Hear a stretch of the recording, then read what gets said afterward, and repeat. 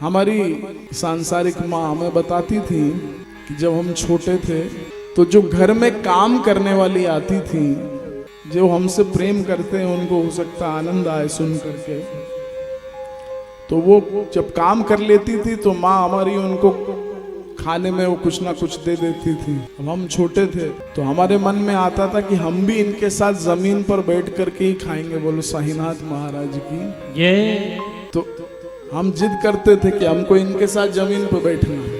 अब वो माँ तो हार जाती है जिद के आगे बच्चे की, और वो नीचे प्लेट लगाई जाती थी जमीन पर। हमको मन में लगता था कि ये जमीन पर जो बैठा है ये जमींदार है और हम लोग जमा करने में लगे, हम लोग जमादार हैं। असली तो यही है।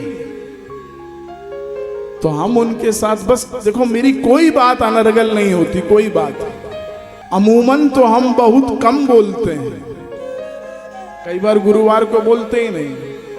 अमूमन तो हम बहुत कम बोलते हैं, लेकिन जब बोलते हैं तो फिर हम बोलते हैं। तो फिर हम कहते थे तो माँ हमारी लगा देती थी साथ में प्लेट।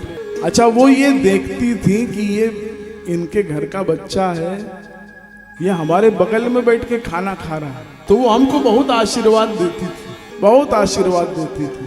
उनको लगता था ये हमारे साथ में बैठा है, कितना हमारा ध्यान रख रहा है। तो वो जो बचपन में उस स्त्री शक्ति का हमने आशीर्वाद लिया, मैं आपसे निवेदन करता हूँ कि आपके घर में जो काम करती हैं ना, उनको नाम से पुकारा करो, उनका सम्मान किया करो। आजकल हमने देखा है ना, वो ए जमादारिन, गलत बात।